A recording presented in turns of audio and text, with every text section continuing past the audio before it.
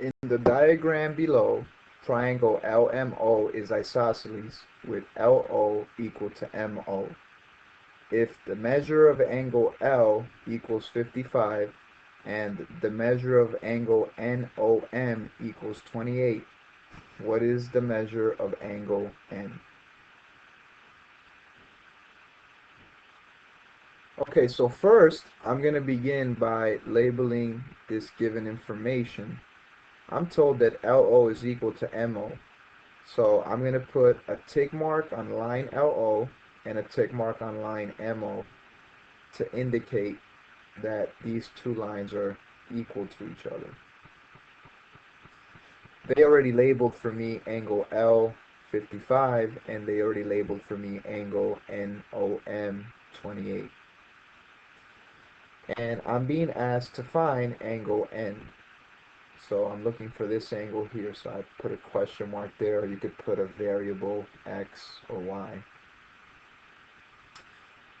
Okay, now I know that triangle LMO is isosceles because they're telling me it's isosceles, but also they didn't really have to tell me that because once I know that these two sides are equal, I know it has to be isosceles. So how can I use that? Well, in an isosceles triangle, you have two equal sides, and you also have two equal angles. And the two equal angles are the base angles. So what you have to think about is where are the base angles in triangle LMO? So where are the base angles in isosceles triangle LMO? Well, the vertex angle is always in between the two equal sides. So the vertex angle is between the two equal sides and it's not a base angle. So once I know that this has to be a base angle and this has to be a base angle. Another way to think about it is to think about it this way.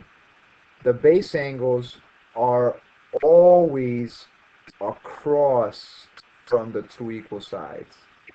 The base angles are always across from the two equal sides. Okay, so if I know that these two angles are equal, then this angle here has to automatically be what? That's right, it has to be 55 automatically. So I'm going to write 55 over here because these two angles have to be equal to each other. They're base angles in an isosceles triangle. Once I know this is 55, there's a relationship between these two angles here.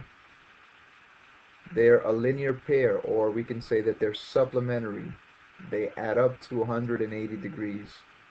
So if these two angles here add up to 180 degrees, how can I find this missing angle here?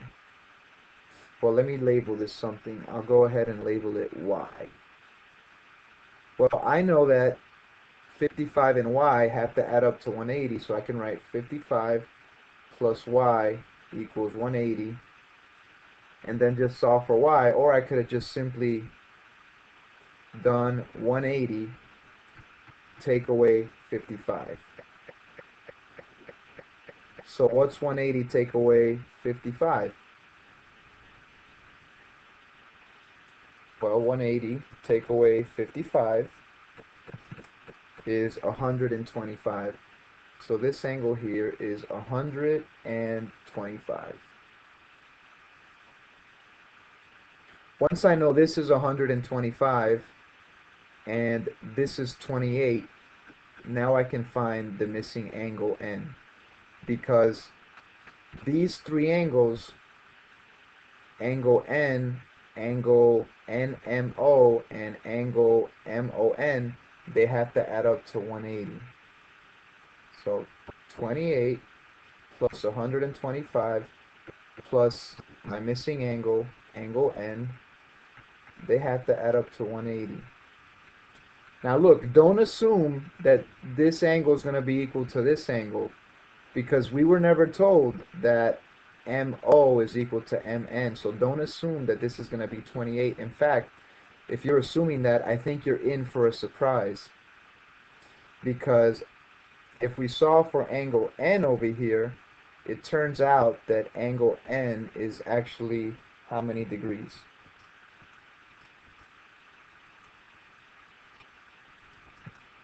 That's right, it's 27 degrees. So the answer is 27. So this is 27 degrees. And you can figure that out by solving for angle N here in this equation, or you could just add these two angles up, 125 plus 128, and then subtract that from 180, and you get your answer.